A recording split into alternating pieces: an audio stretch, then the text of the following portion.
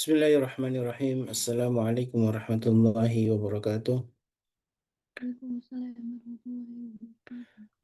Alhamdulillahilladzi arsala rasulahu bil huda wa dinil haqq liyudhhira 'ala dinihi wa kafa billahi shahida. Asyhadu an la ilaha illallah wahdahu la syarika lahu wa asyhadu anna Muhammadan abduhu wa rasuluhu alladzi la nabiyya wa la rasula ba'dah. Allahumma salli wa sallim wa karim wa barik ala nabiyyina wa syafi'ina wa maulana wa qudwatina wa imamina Muhammad wa ala alihi wa man ihtada bi sunnati wa hudahu amma ba'du. Alhamdulillah wa syukurillah, rasa syukur yang tiada taranya di pagi ini Allah masih berikan kita kenikmatan iman dan Islam. Allah bangunkan kita dalam keadaan sehat walafiat, dan alhamdulillah kita termasuk orang-orang yang memanfaatkan waktu dengan sebaik-baiknya dalam hidup ini dengan menghadiri majelis ilmu dan istiqamah setiap pagi bersama para guru kita di MKI. Kita doakan mudah-mudahan Allah Subhanahu wa taala senantiasa memberkahi para guru kita, dan juga untuk kita semua, para jamaah Majelis Keluarga Indonesia. Salawat dan salam tentu senantiasa kita haturkan kepada Nabi kita baginda Rasulullah alaihi salatu wassalam beserta keluarganya, para sahabat, dan juga mudah-mudahan kita termasuk umatnya yang mendapatkan suatu kenikmatan bisa berjumpa dengan beliau dan juga mendapatkan syafaat dari beliau. Amin Allahumma amin.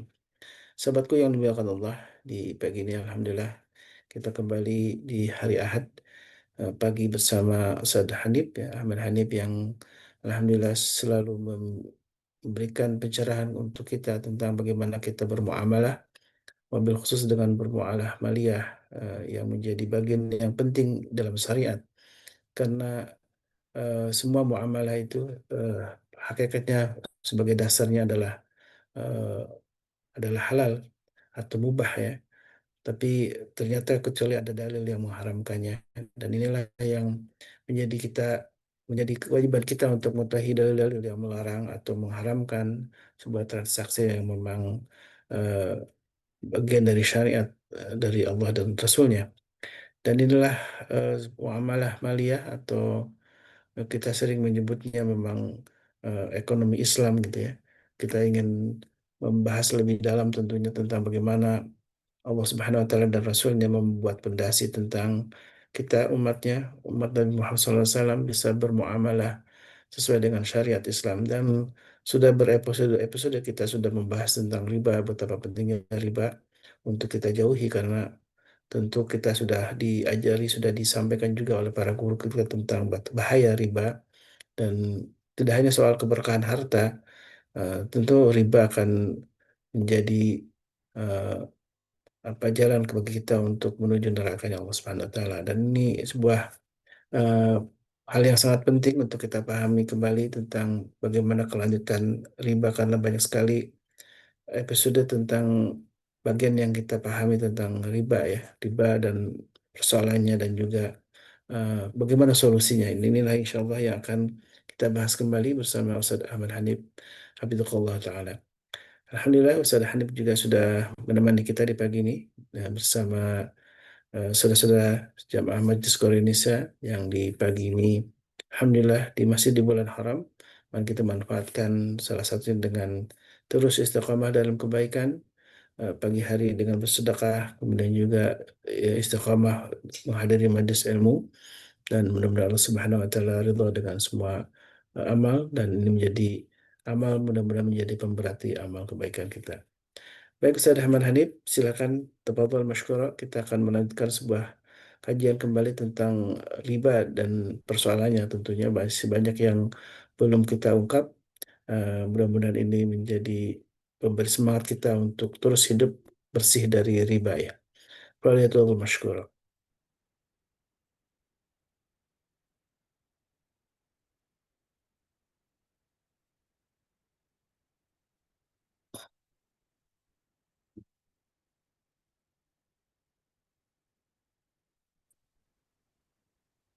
Baik, terima kasih jazakumullah khairan Ustaz Khalis. Bismillahirrahmanirrahim. Assalamualaikum warahmatullahi wabarakatuh. Waalaikumsalam warahmatullahi wabarakatuh.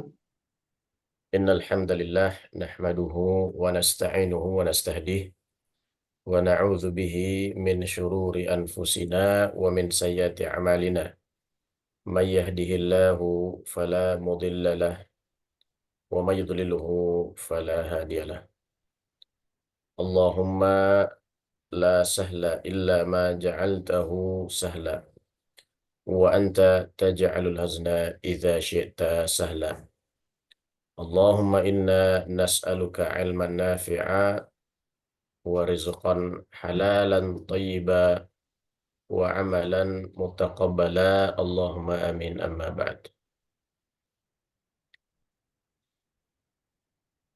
Alhamdulillah,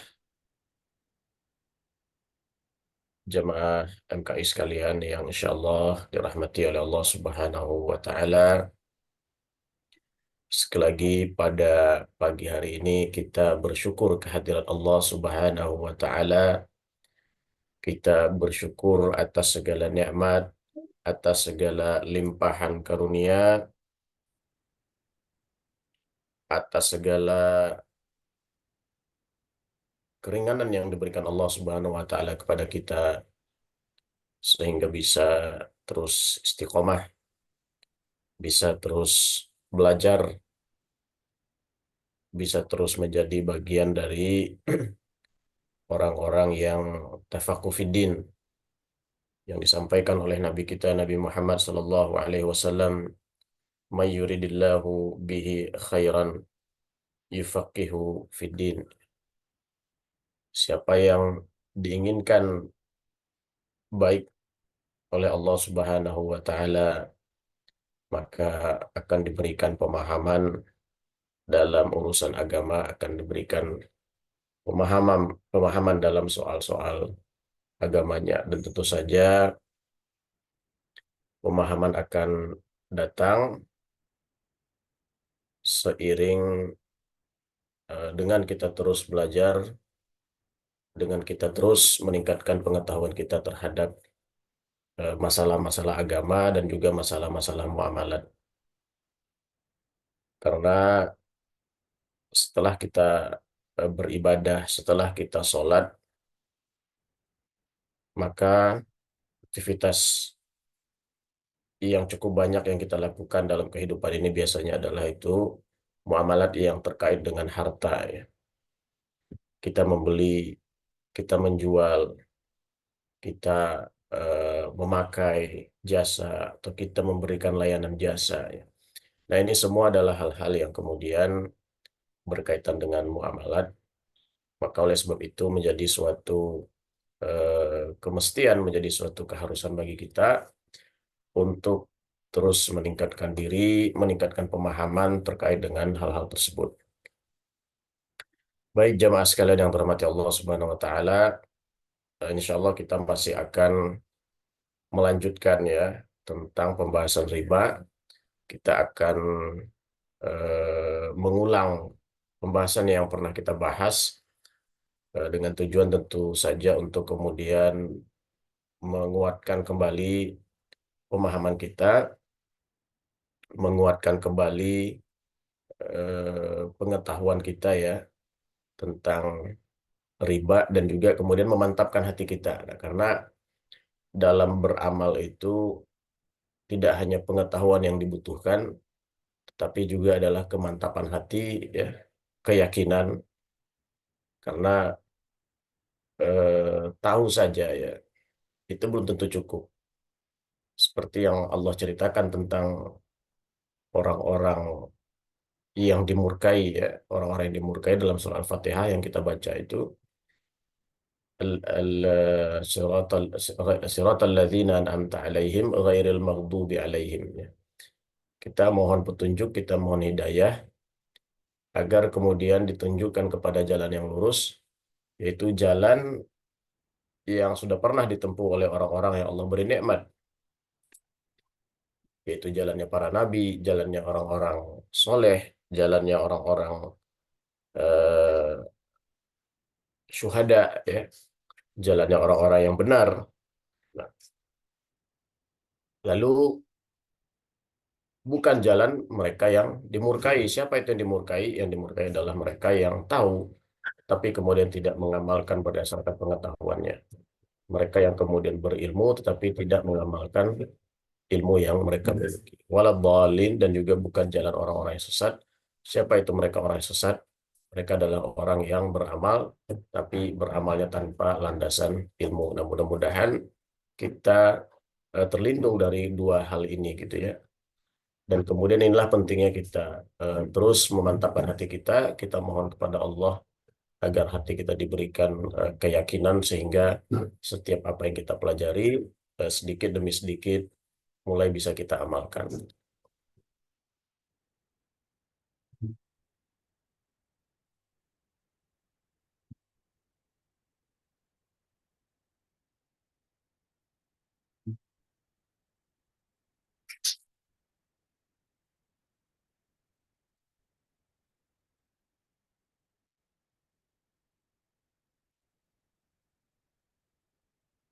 Ya, sebentar.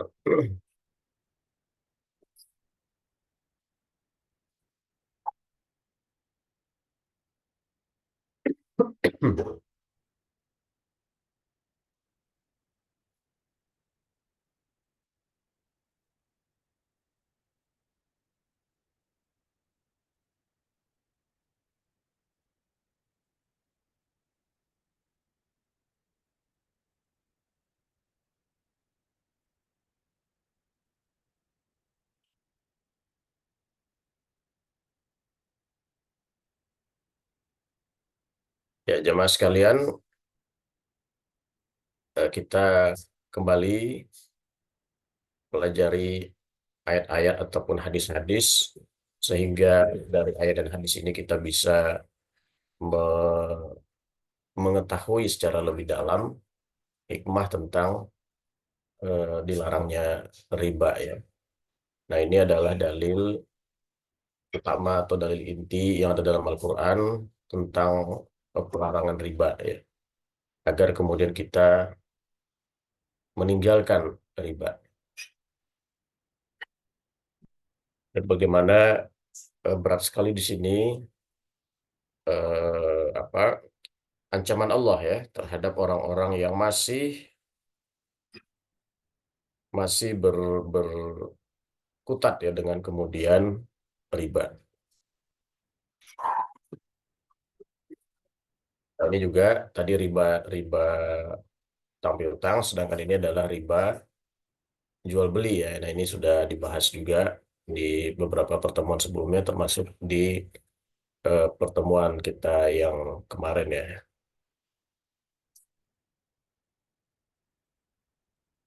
Nah, maqasid syariah juz'iyah larangan riba atau bisa juga kita sebut hikmah dari larangan riba ya. Yang pertama adalah mencegah terjadinya eksploitasi terhadap pihak yang lebih lemah. Nah, ini disebutkan oleh Imam Ar-Razi dalam kitabnya Mafatih Al-Ghaib ya.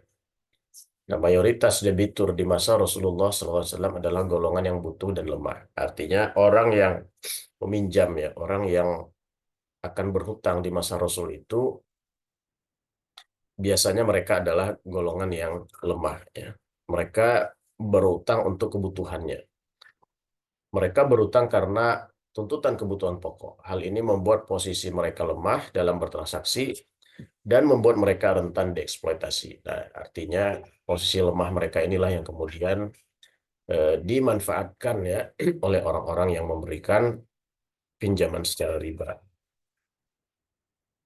Hal ini jelas bertentangan dengan spirit ajaran Islam yang memerintahkan pihak yang kuat untuk membantu pihak yang lemah ya. Banyak sekali misalnya ayat-ayat di dalam Al-Quran yang memerintahkan kita berbuat baik kepada kepada misalnya kaum kerabat kita ya, baik yang jauh ataupun kemudian yang dekat ya. Kemudian juga banyak sekali misalnya perintah agar kita membantu saudara-saudara kita ya yang terzolimi.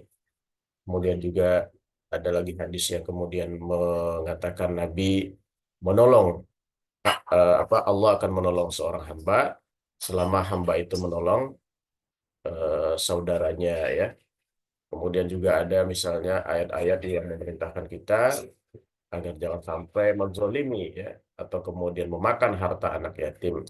Nah, kenapa kemudian yatim kita sebut di sini? Karena yatim yang statusnya tentu saja sebagai anak-anak, mereka biasanya berada dalam posisi yang lemah dan rentan ya, sehingga berpotensi besar untuk dieksploitasi. Itulah kemudian Al-Quran dan juga hadis-hadis Nabi sangat keras ya terkait dengan kemudian melarang memanfaatkan harta anak yatim bagi orang-orang yang diberikan amanah untuk kemudian mengasuh mereka. Nah, ini hikmah yang pertama dari larangan riba. Kemudian juga mencegah dan menahan sifat rakus dan tamak. Nah, ini disebut oleh Imam Ibnu Ashur dalam kitab At-Tahrir wa Tanwir. Beliau menyimpulkan ini dari surah Al-Baqarah ayat 275, yang mana di ayat tersebut orang yang memakan riba digambarkan seperti orang yang kesurupan setan ya. Nah, kesurupan setan ini ada beberapa penjelasan, sedangkan Ibnu Ashur memilih penjelasan yang mengatakan kondisinya ini kenapa dia seperti orang kesurupan, karena tidak terkendali dalam mencari harta. Seperti orang yang hilang akal karena kesurupan ya. Nah, hilang akal ini kenapa? Ya, ini disebabkan oleh sifat rakus dan kemudian tamak. Karena riba ini kan dia selalu tumbuh, selalu bertambah, selalu berlipat ganda. Nah, jadi eh, sangat cocok gitu ya dengan sifat rakus dan tamak yang biasanya menginginkan lebih dan terus lebih dan terus lebih gitu ya. Nah, sehingga ketika sudah dikuasai oleh sifat tersebut, orang tidak lagi melihat mana yang halal dan mana yang haram, mana yang bukan haknya ya, sehingga semua di dimakan gitu ya. Nah, inilah dari hikmah yang kedua dari larangan riba ya.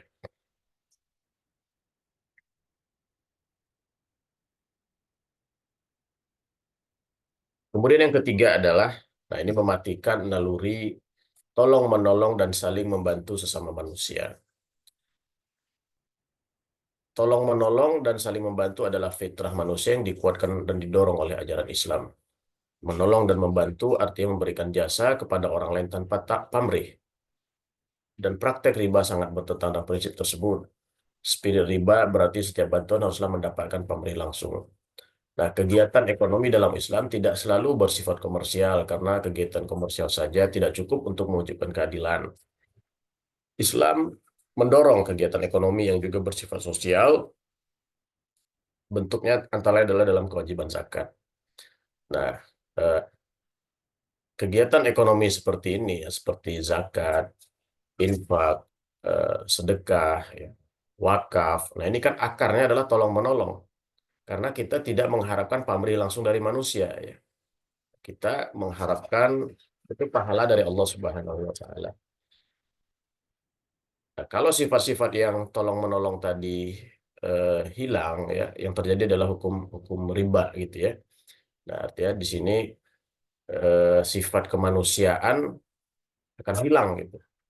Nah, jadi inilah kemudian bahayanya dari riba, yaitu mematikan sifat tolong menolong, sifat membantu. Sebenarnya itu naluri, itu sebenarnya itu adalah fitrah manusia gitu ya. Nah, tapi eh, tentu ini ada nanti kaitannya dengan hikmah yang sebelumnya, karena kerakusan, karena keinginan memiliki lebih, sehingga semuanya itu di apa tidak lagi ada tolong menolong yang tanpa pamrih, tapi yang ada adalah kemudian saya kasih ini saya dapat apa gitu ya, saya keluarkan ini saya dapat apa gitu, selalu seperti itu pertimbangan-pertimbangan dalam membantu. Nah, ini tentu lama-kelamaan akan membuat sifat tolong menolong ini menjadi mengecil gitu ya, bahkan bisa menghilang. Maka semakin riba itu tumbuh subur, nah ini juga sifat tolong menolong akan semakin mengecil ya, akan semakin sedikit. Oleh oleh sebab itu jamaah sekalian, nah ini kita tetap harus selalu seimbangkan juga gitu ya. Nah, Meskipun kemudian misalnya kita sebagai pebisnis yang selalu mungkin kita menghitung gitu ya setiap rupiah modal, setiap rupiah keuntungan, tapi ketahuilah sesungguhnya kalau memang kita menganggap bisnis itu sebagai bagian dari ibadah, tentu tidak perlu kita pertentangan dengan ibadah lainnya, yaitu membantu orang lain gitu ya.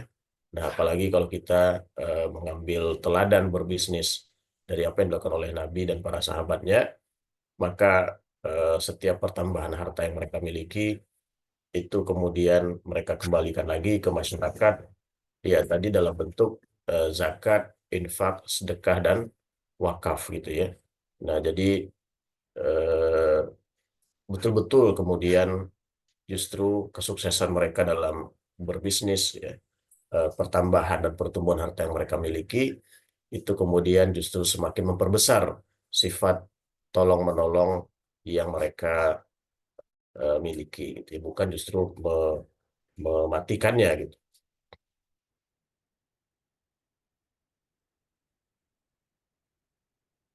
Kemudian berikutnya adalah mencegah memakan harta orang lain dengan cara batil dan zolim ya. Nah, karena apa? Ya ini karena transaksi yang terjadi pada riba hakikatnya bukanlah transaksi yang adil ya, meskipun dengan persetujuan. Meskipun dengan persetujuan. Pada riba jual beli jelas terjadi kezoliman karena perbedaan nilai harta yang ditransaksikan tanpa ada kontribusi apapun dari pihak lainnya. Nah, riba jual beli ini eh, itu adalah seperti jual beli emas ya dengan emas, tapi ukurannya beda, tidak sama. 5 gram kemudian ditukar dengan 6 gram. Berarti di sini ada selisih 1 gram. Nah, selisih 1 gram ini atas dasar apa? Kemudian ada kelebihan selisih 1 gram. Nah, inilah yang kemudian dianggap sebagai kezoliman ya, karena pertambahan 1 gram tadi tidak ada kontribusi apapun terhadap pihak lainnya ya. Sementara kan yang namanya jual beli itu adalah tukar menukar yang sama-sama menguntungkan seharusnya.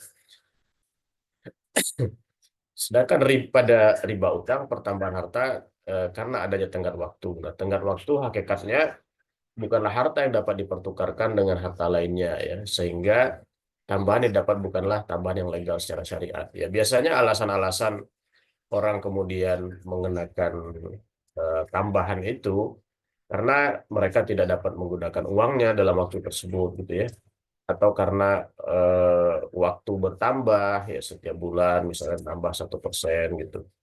Nah, ini kan sebenarnya eh, seandainya waktu itu berjalan uang itu tanpa diapa-apain itu kan sebetulnya tidak akan bertambah gitu ya.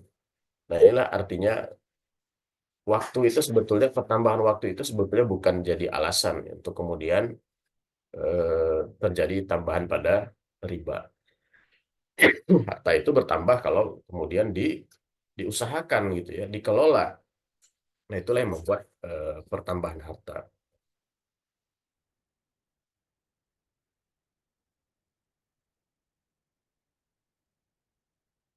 Kemudian selanjutnya adalah mendapatkan harta dengan cara riba akan membuat kegiatan perekonomian yang memberikan manfaat real bagi masyarakat menjadi lesu. Salah satu prinsip ekonomi Islam adalah ekonomi yang memberikan manfaat yang betul-betul dibutuhkan masyarakat ya. Manfaat yang betul-betul menyentuh kehidupan masyarakat. Nah, kebanyakan praktek riba akan bertentangan dengan prinsip ini. Kenapa?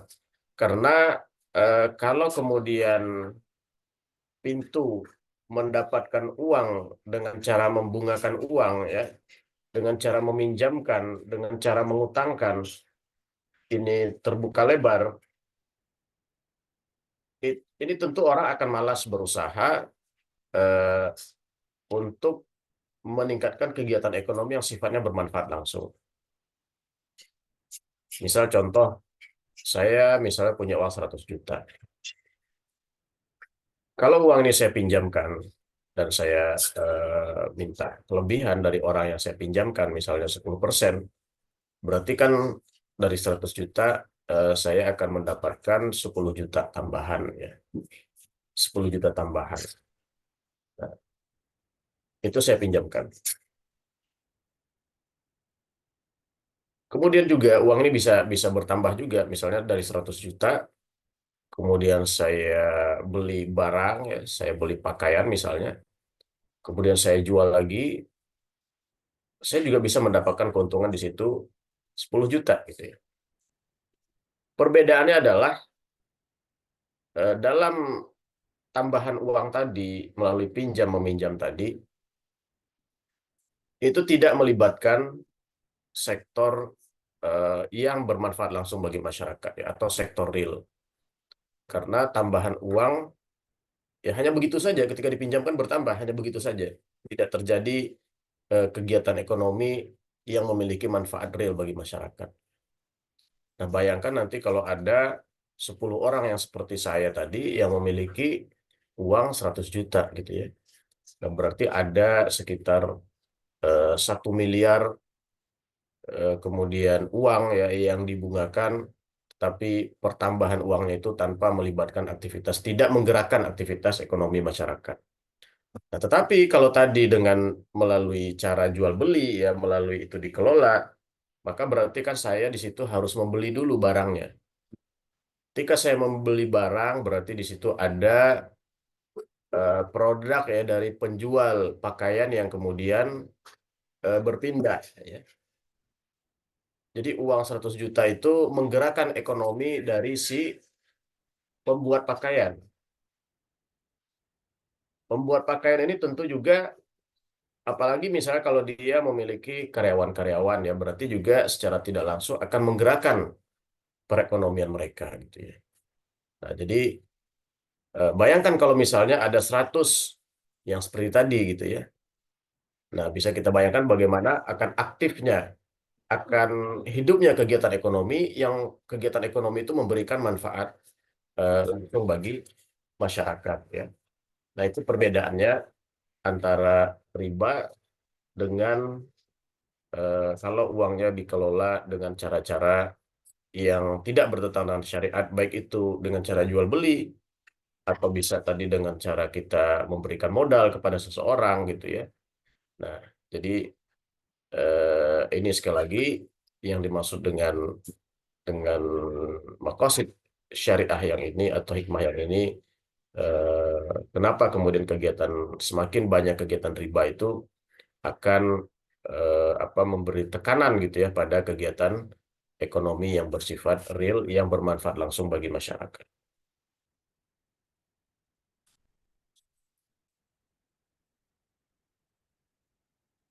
Nah, ini kemudian hikmah dari larangan riba lainnya adalah menstabilkan nilai alat tukar dan menstabilkan ketersediaan makanan pokok. Jadi kita masih ingat ya, riba terbagi menjadi dua, ada riba pada utang piutang dan ada riba pada jual beli ya. Nah, jual beli ini produknya adalah ada 6 produk yang disebut dalam hadis, ada emas, ada perak. Nah, dua hal ini kenapa kemudian terjadi riba dianggap sebagai alat tukar atau mata uang. Sedangkan kemudian 4 lainnya ada kurma, ada gandum, ada jelai, dan garam dianggap sebagai makanan pokok gitu ya. Nah, artinya kemudian dua alasan inilah yang menjadi kias ya, yang menjadi kias sehingga riba itu berlaku pada alat tukar apapun jenisnya, mau rupiah, mau dolar, mau rial gitu ya. Dan juga riba itu berlaku pada makanan pokok lain, misalnya beras atau mungkin sagu dan lain sebagainya. Nah, kalau kemudian ya alat tukar ini atau makanan pokok ini ditransaksikan yang tujuannya itu kemudian mendapatkan keuntungan ya, karena kan kalau kalau riba berarti kan emas bisa ditukar dengan emas dengan menambah ukuran ya, maka terjadi riba. Artinya kan orang akan terdorong kemudian untuk menggunakan emas yang merupakan alat tukar tersebut sebagai alat untuk mendapatkan keuntungan. Nah, sehingga membuat nilai dari emas atau nilai emas sebagai alat tukar itu menjadi tidak stabil. Begitupun dengan makanan pokok. Orang akan lebih cenderung kemudian untuk menggunakan makanan pokok ini bukan untuk dimakan ya, bukan untuk dijual kepada orang yang membutuhkan untuk mereka makan, tapi ditransaksikan untuk kemudian mendapatkan keuntungan. Nah, akibatnya apa? Ya karena makanan pokok ini dipakai untuk transaksi, karena alat tukar ini sesama alat tukar ini diperdagangkan, bukan untuk sebagai sarana menukar dengan barang atau jasa lainnya, maka yang terjadi adalah ketidakstabilan dan bahkan bisa tadi eh, makanan pokok yang sejatinya ini dibutuhkan oleh masyarakat, dibutuhkan oleh orang banyak menjadi langka gitu ya. Karena tadi digunakan sebagai transaksi sesama alat pokok, sesama makanan pokok untuk mendapatkan keuntungan.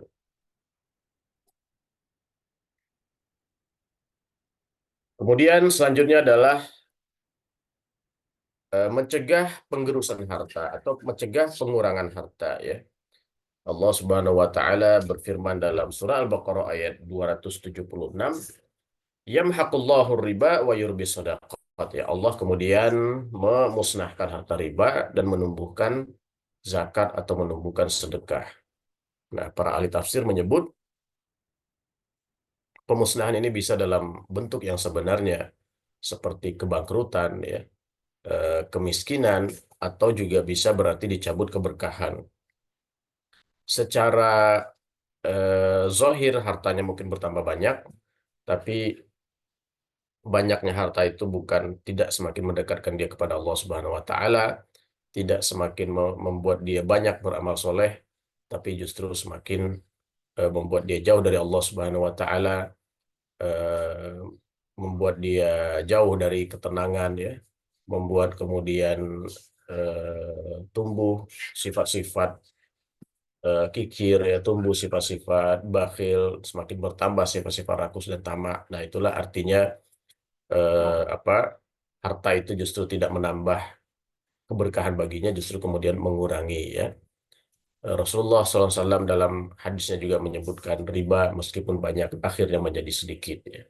Nah, sedikit ini tadi yang seperti yang sudah kita jelaskan bisa dalam arti yang sebenarnya kebangkrutan ya, kemiskinan, tetapi juga bisa kemudian tadi dalam arti dicabutnya keberkahan ya.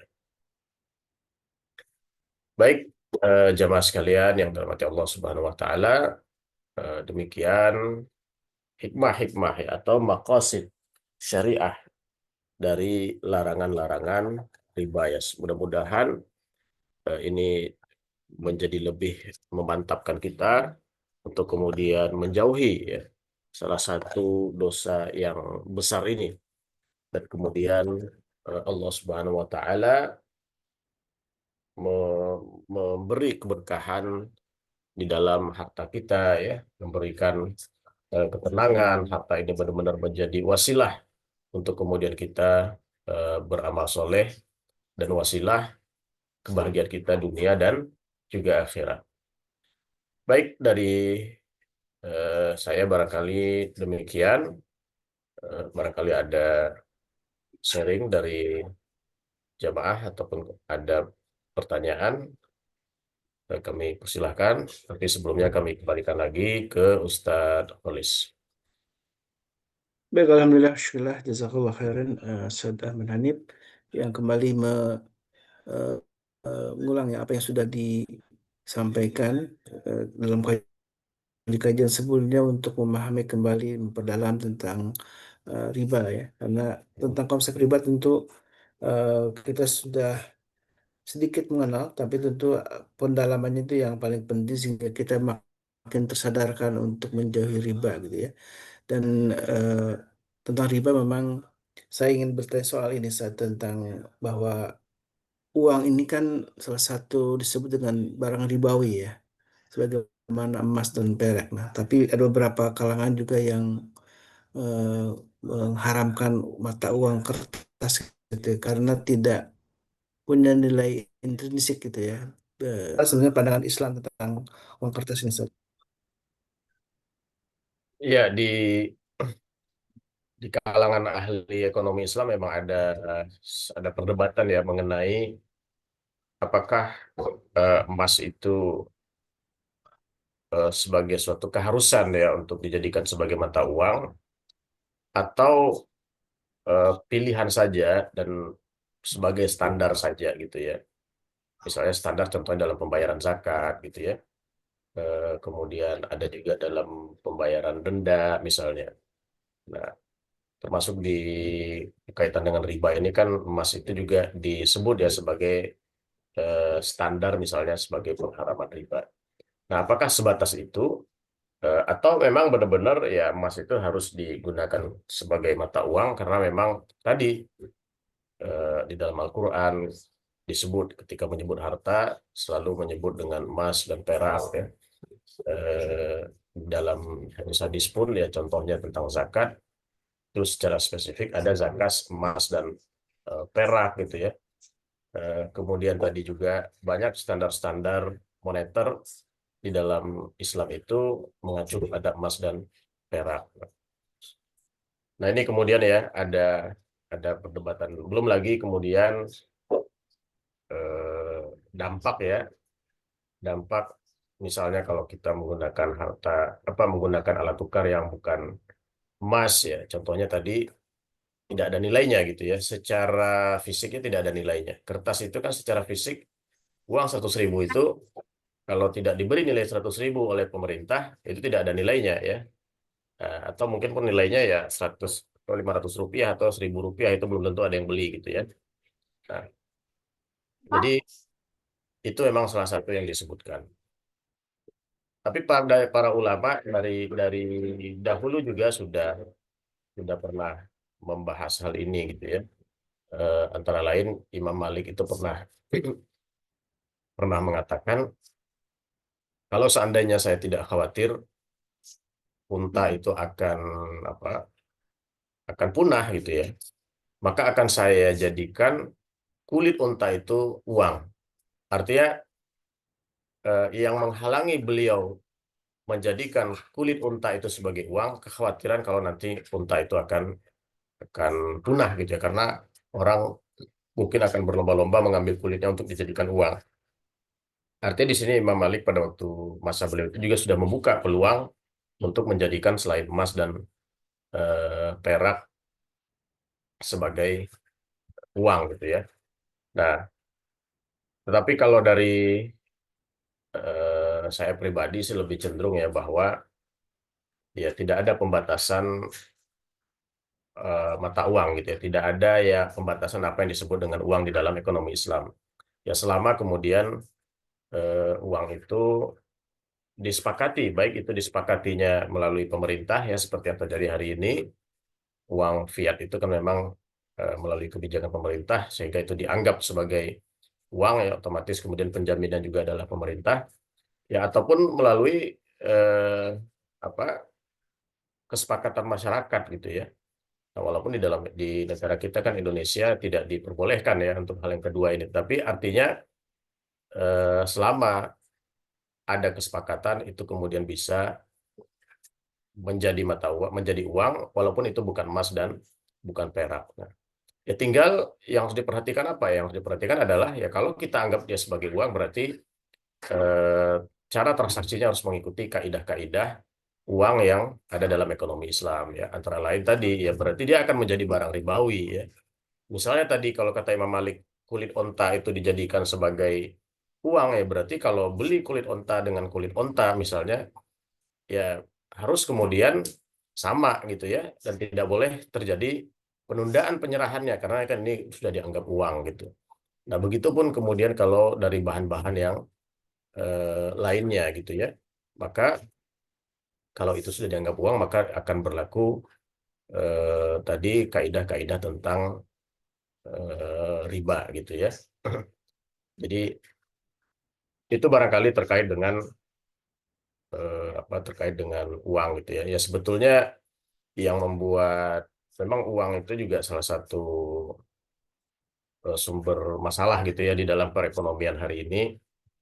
Nah, yang membuat masalah itu bukan hanya karena uangnya gitu ya, karena memang juga ada peran dari sistem ekonominya itu sendiri gitu. Ya termasuk misalnya eh, sistem sistem ini di hampir seluruh negara melakukan ini gitu ya karena ini sudah berjalan di negara-negara maju dan ya negara-negara berkembang biasanya mencontoh yaitu skema penciptaan uang melalui melalui eh, apa melalui pinjaman di perbankan gitu ya. Nah, kan ada namanya jadi bank itu kan begitu kita menyimpan uang, misalnya kita simpan uang 100 juta, yang 90 juta itu bisa dia pinjamkan lagi kan. Dia hanya kemudian kewajiban mencadangkan 10%. Ini namanya praktek fractional. Intinya ya 10% lah kalau nggak salah, itu dia cadangkan, 90%-nya bisa dipinjamkan. Nah inilah yang kemudian apa tetapi 10 yang 100% itu masih tercatat sebagai uang kita ya, uang kita yang ada di bank. Ketika itu dipinjamkan berarti tercipta uang 90 juta gitu ya. Karena yang milik kita masih tercatat nih. Harusnya kalau itu dipinjamkan ya tidak tercatat dong sebagai sebagai milik kita gitu ya, sebagai orang yang menyimpan. Tapi ketika sebagai milik kita masih tercatat dan masih bisa kita manfaatkan ya, masih bisa kita ambil kapanpun, sementara 90 jutanya sudah dipinjamkan ke orang lain, nah ini tercipta uang baru. Nah, sistem-sistem seperti itulah yang kemudian kadang-kadang gitu ya, membuat tadi ya uang itu tumbuh lebih cepat daripada kegiatan ekonomi yang sebenarnya gitu.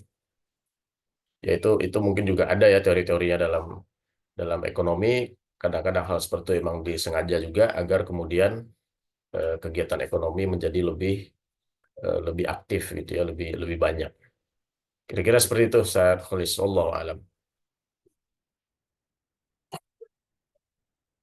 Silakan jamaah yang masih ingin mengomentari ya, sebelum nanti masuk pertanyaan yang ada di chat, saya coba ingin mendalami soal mata uang nih, Ustaz. Karena ketika uang kertas itu sebagai alat transaksi, berarti apakah dia punya kewajiban untuk dizakati, Ustaz? Sebagaimana emas dan perak gitu ya. Kalau emas dan perak terus ada ketentuannya kan, emas ketika sudah 85 gram, maka sudah nisab gitu ya, sudah nisab dan ketika sudah haul, sudah setahun maka harus dizakati. Bagaimana dengan emas yang mungkin ibu-ibu bapak-bapak kan punya juga di tabungannya uang senilai katakanlah kalau dikonversi ke emas sebenarnya udah masuk ke kategori 85 gram gitu ya. Katakanlah punya uang 1 miliar ditanam di deposito gitu ya.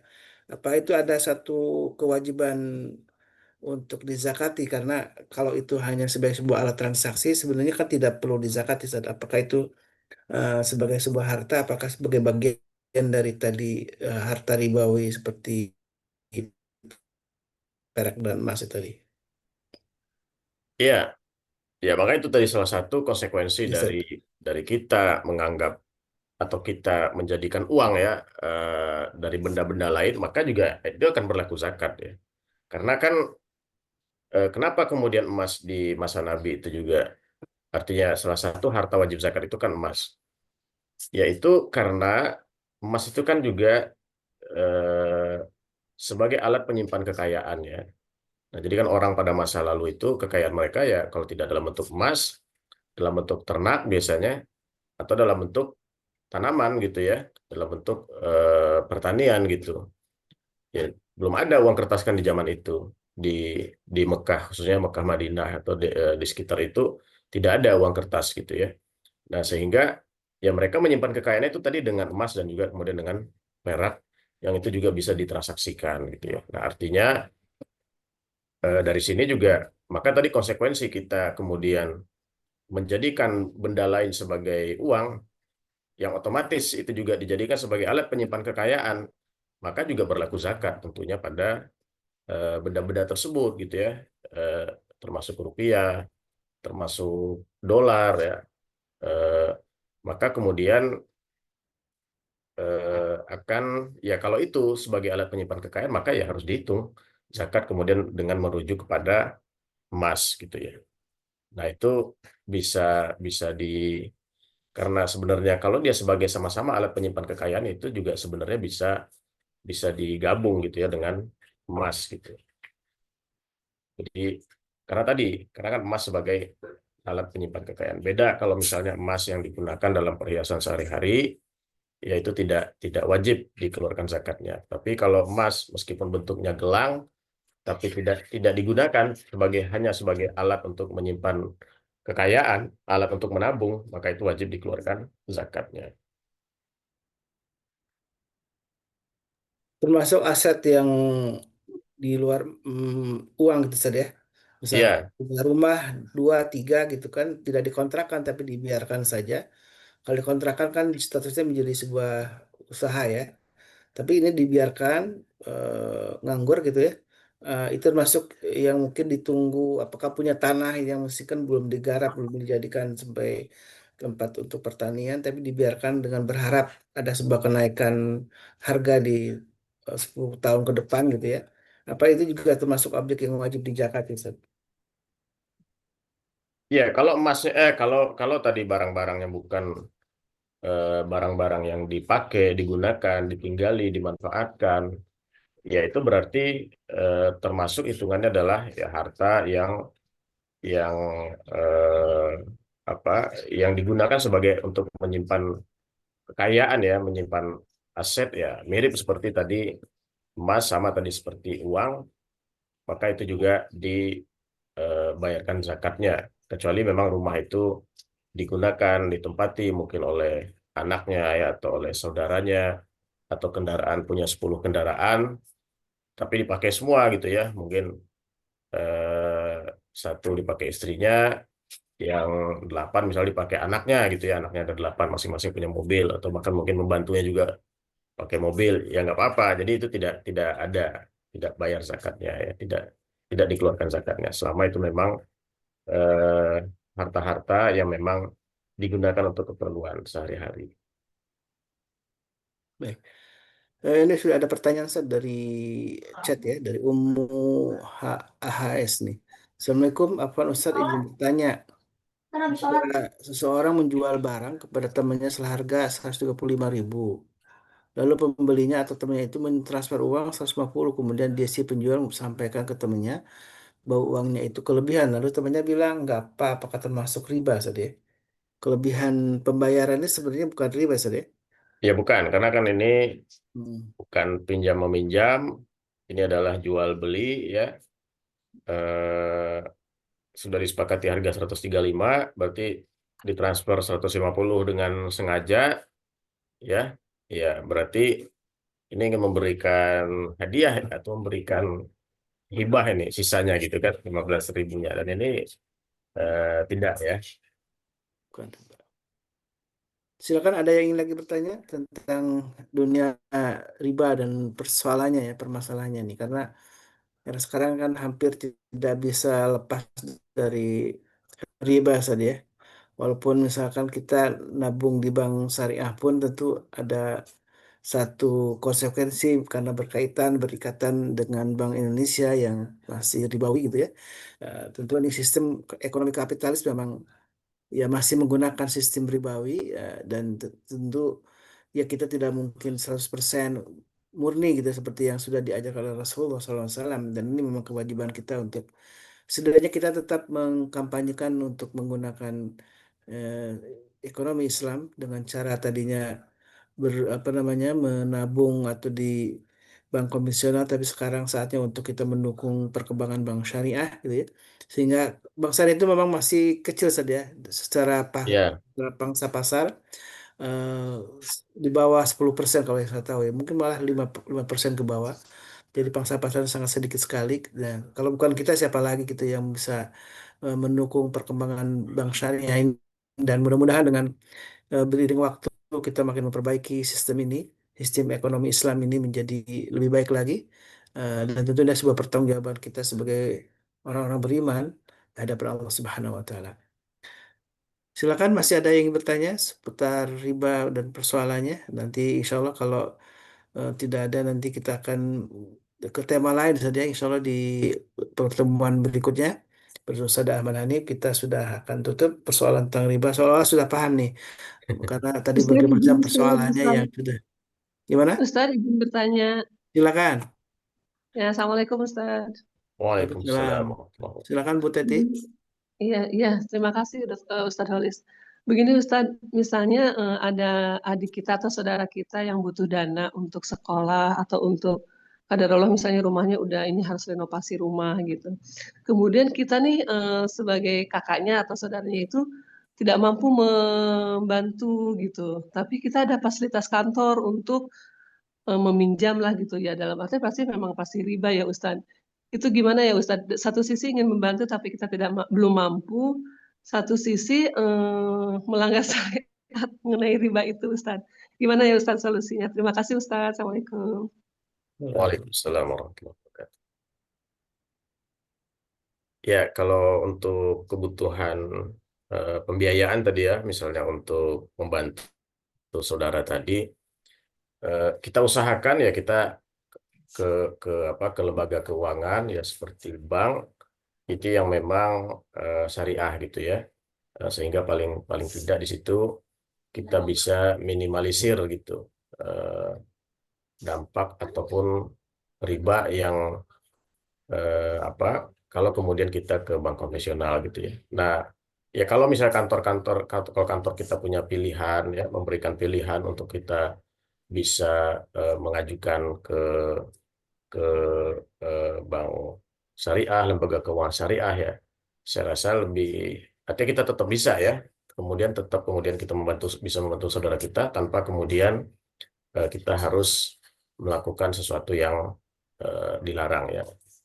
Diusahakan dulu ya kemudian kalau ada dan kita kita kan juga perlu yakinkan ya diri kita bahwa kalau yang kita lakukan itu baik ya kita juga berdoa minta taufik ya minta panduan dari Allah Subhanahu wa taala, minta jalan keluar dari Allah Subhanahu wa taala. Kalau memang keinginan kita ini baik membantu saudara kita, kemudian kita juga ingin mencari cara-cara yang baik ya tadi dengan melalui apa lembaga-lembaga yang tidak bertentangan dengan syariah, maka insya Allah itu akan dibukakan jalan gitu ya. Nah, kecuali memang kalau kalau sudah tidak ada solusi lagi gitu ya, semua jalan sudah coba kita tempuh, semua semua cara yang tersedia sudah kita usahakan, maka itu satu-satunya pilihan yang eh, tersedia gitu ya. Ya eh, ya kita banyak-banyak istighfar aja gitu ya. Artinya mudah-mudahan itu masuk dalam kategori darurat gitu ya. Itu pun memang kalau memang keluarga kita tadi ya memang sangat-sangat betul membutuhkan gitu kan. Misalnya tadi rumahnya memang harus segera direnovasi gitu ya. Atau tadi memang harus betul-betul langsung segera dibayarkan untuk kebutuhan sekolahnya. Ya maka ya tadi kita anggap itu sebagai ya mudah-mudahan itu dianggap sebagai dihukumi sebagai darurat ya. Walaupun demikian kita tetap harus banyak-banyak istighfar gitu ya. Allah alam bissawab. Terima Baik, kasih Ustadz. baik. Baik, Ustaz, kalau dalam transaksi barang ribawi seperti emas ya, kan harus ada satu prinsip ya dan biadin Ustaz ya, langsung gitu ya. Dan itu sebenarnya apa yang menjadi latar kenapa harus ya dan biadin gitu ya? Karena dalam transaksi emas saat ini ada juga yang menggunakan misalkan ada penundaan tapi tidak lama misalkan dengan cara transaksi lewat online gitu ya. Kemudian apalagi dengan sistem yang di perbankan itu kan juga ada membeli emas dengan harga sekarang tapi dengan dicicil gitu ya selama tengah waktu katakanlah mungkin beberapa tahun gitu ya atau setahun atau berapa ya berapa bulan gitu ya dan itu tentu ada kenaikan nilai dan yang kita nggak tahu ya perkembangan emas bagaimana tapi itu apakah eh, tidak masuk kategori ya dan biadin Ustaz, dalam dalam konteks jual beli emas ini. Ya, ya dan biadin itu artinya kan secara secara apa gampangnya diserahkan langsung gitu ya. Ya dan itu Hmm. artinya tangan dengan tangan. Artinya diserahkan kalau dulu kan orang biasa transaksi salaman gitu ya. Artinya diserahkan langsung. Eh, itu bisa dimaknai dua hal. Yang pertama adalah ya memang diserahkan secara langsung, artinya terjadi perpindahan kepemilikan sekaligus perpindahan barangnya gitu ya. Bukan hanya perpindahan status tapi juga perpindahan barangnya. Nah, yang kedua eh, perpindahan status ya, perpindahan status kepemilikan tanpa harus terjadi perpindahan barang. Apa artinya perpindahan status kepemilikan? Artinya orang yang pemilik pertamanya tidak boleh lagi melakukan tindakan apapun ya terhadap emas yang sudah dia jual. misalnya saya jual emas ke Ustadz Kholis ya, emas 5 gram. Kemudian ditransfer oleh Ustadz Kholis ke saya, emasnya masih saya pegang nih, ya. Nah, tapi kan sebenarnya statusnya sudah jadi miliknya Ustadz Kholis. Kenapa dalam transaksi tadi uang itu harus segera langsung diserahkan? Agar jangan sampai emas yang Ustadz Kholis yang saya pegang ini bisa saya jual lagi kan? Kalau nggak langsung saya serahkan, Hmm. bisa saya satu emas ini bisa saya jual lagi ke orang yang lain. Terjadi 2 kali transaksi pada satu emas gitu ya. Tapi kalau saya serahkan langsung, itu tidak terjadi karena emasnya sudah tidak ada di saya gitu ya. Nah, kalau misalnya karena transaksi, makanya status kepemilikan tadi bisa dijamin gitu ya, tanpa ada tindakan apapun oleh si pemilik pertama, ya maka itu masih dapat ditoleransi gitu ya. Artinya mungkin penyerahan emasnya butuh waktu tadi ya, butuh waktu sehari misalnya, karena kesibukan nggak bisa langsung diantar, ya itu masih bisa ditoleransi. Nah, kalau di bank syariah misalnya yang menjual emas, ya secara prosedur, secara operasional dia menjamin bahwa emas yang sudah dijual ke kita tidak akan dijual lagi ke pihak lain, akan disimpan gitu kan, ya melalui prosedur ya di internal di mereka gitu ya. Nah itulah misalnya kenapa ya salah satunya di MUI itu di fatwanya sekarang dibolehkan jual beli emas dengan cara seperti itu, walaupun emasnya tidak langsung kita kita ambil gitu ya. Eh, tetapi kalau misalnya ya lembaga yang tidak mendapat izin seperti itu, ya kan kita khawatir tadi kalau kalau emasnya tidak langsung diserahkan ya bisa jadi emas itu akan Hmm. dijual eh, berkali-kali gitu ya ke, ke beberapa pembeli padahal emasnya hanya satu. Nah, ini sebetulnya yang dihindarkan di dalam transaksi barang-barang ribawi dalam apa riba jual beli gitu ya agar kemudian salah satunya adalah agar itu tidak ditransaksikan apa berkali-kali tanpa kemudian ya ini kan juga akan menyebabkan apa beberapa hal misalnya dia menjual yang bukan hak miliknya gitu kan eh, Hmm. dan juga akan menimbulkan termasuk ya tadi kalau itu uang ya apa transaksi uangnya menjadi banyak tapi transaksi barangnya kita bicara ekonomi tadi kan transaksi barangnya hanya sedikit gitu ekonomi realnya hanya sedikit. Nah, itu diantara hikmahnya gitu ya, dan juga diantara alasannya kenapa harus diserahkan secara ya dan biadin. Baik, Alhamdulillah, bismillah, jazakallah khairan, salam Hanif yang menemani kita 1 jam ya. Dan ini hari pasar kita, hari Ahad, kita manfaatkan untuk bertransaksi atau bermuamalah lewat grup ya. Nah, di sini ada pembeli banyak sekali ya, yang juga penjual, pedagang, ada juga pembeli. Tentu sebuah pasar akan berkembang ketika tidak hanya ada penjual ya. Kalau ada penjual tapi tidak ada pembeli juga tidak akan ada pasar yang bergairah. Tentu ada 2 unsur ini. Berarti itu ada penjual, ada pembeli, ada barang, ada transaksi, perpindahan harta dan mudah-mudahan menjadi bagian yang mendatangkan keberkahan untuk kita semua. Dan silakan Amin. sudah banyak sekali di-share ya produk-produk tadi juga di awal sudah ada barang-barang yang diperjualbelikan yang diperdagangkan oleh saudara-saudara kita jamaah MKI.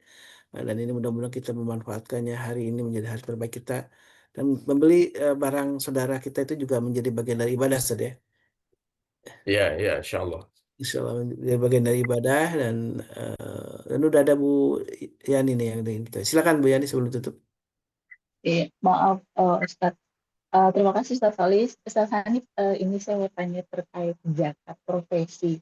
Itu kan minimal 2,5%. Nah, misal mereka yang berpenghasilan bulanan, mendapatkan gaji bulanan.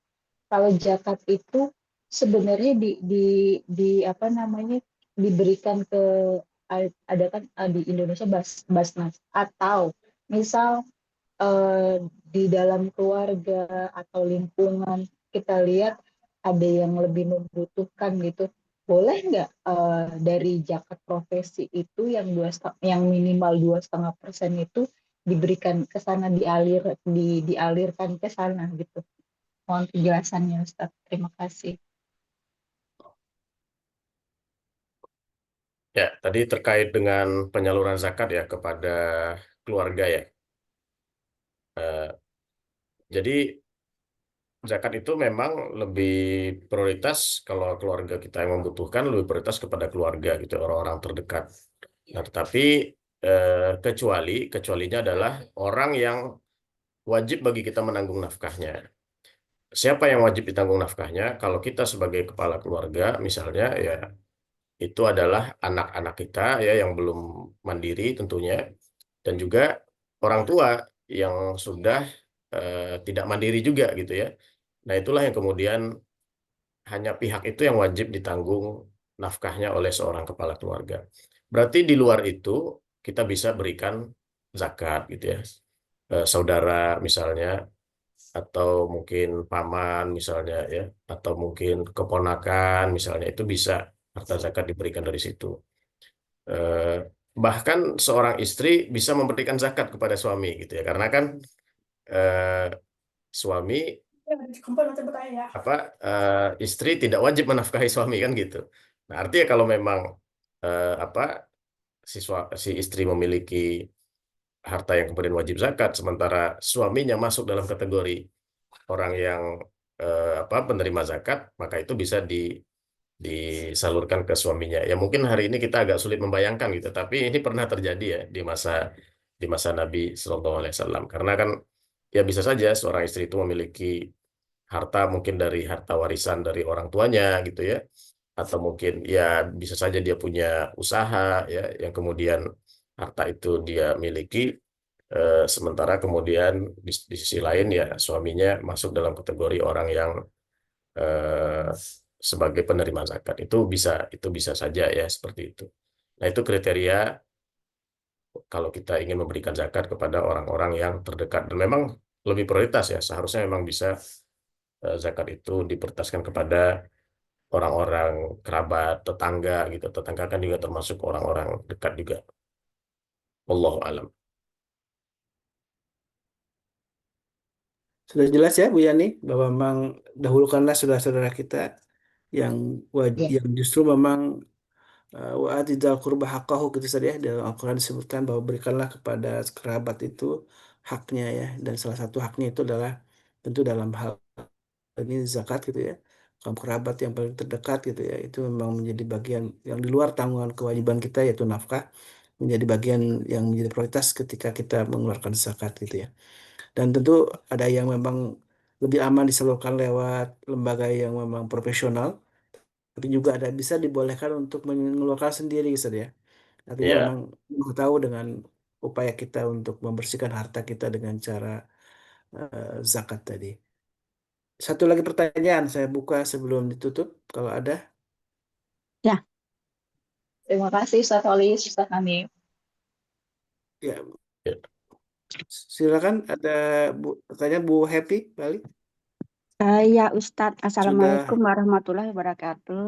Waalaikumsalam warahmatullahi. Waalaikumsalam warahmatullahi. Ustadz, saya mau tanya nih, kalau jual beli emas secara tidak tunai di bank syariah kan dibolehkan sama MUI ya Ustadz ya. Terus Iya, gimana kalau bank konvensional juga ada yang menawarkan seperti itu? Kita boleh nggak kalau kita nyicilnya di bank konvensional? Kan dia jual beli emas secara tidak tunai juga gitu loh. Tapi yang apa bukan di bank syariah, bank konvensional itu dibolehkan sama MUI nggak, Pak? iya.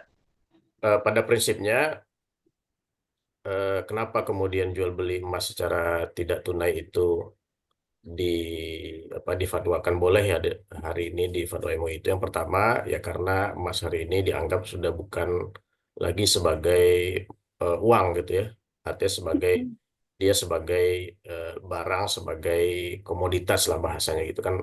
Kalau uang itu alat tukar, kalau komoditas kan bukan ya. Nah, jadi sehingga bisa ditransaksikan secara cicil gitu ya. Kita bisa beli dengan cara menyicil.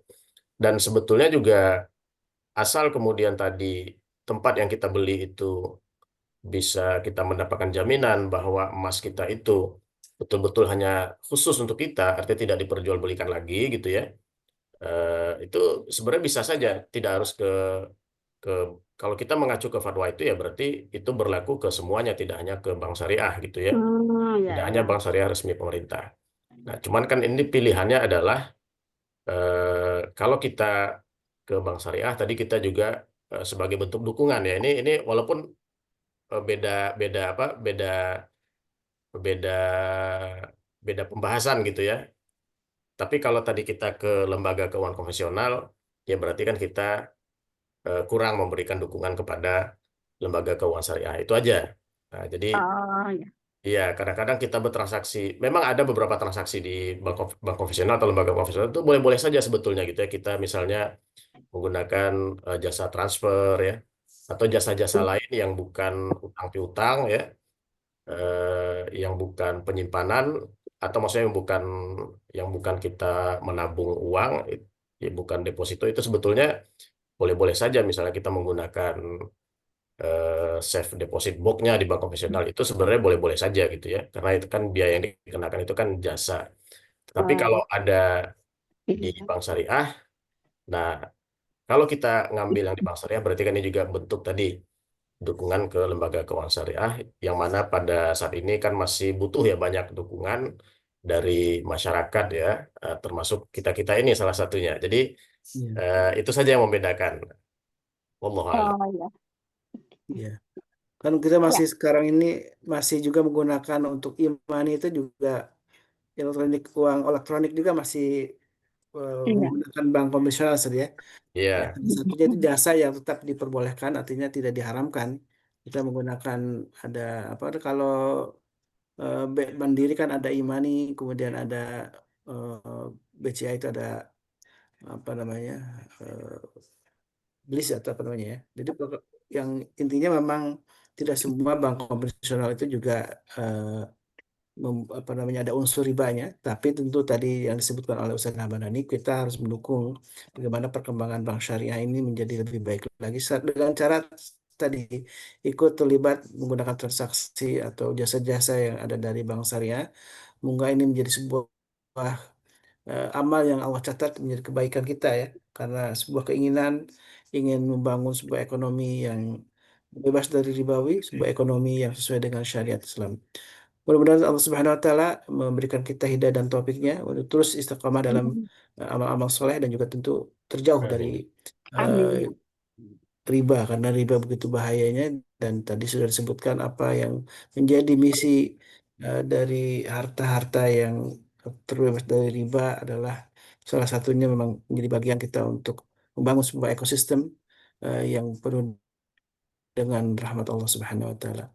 Baik jamaah yang bukan Allah, kita tutup majlis ini dengan doa kafaratul majlis. Subhanakallahumma wa bihamdika, Subhanakallah. asyhadu an la ilaha illa anta, astaghfiruka wa atubu ilaik.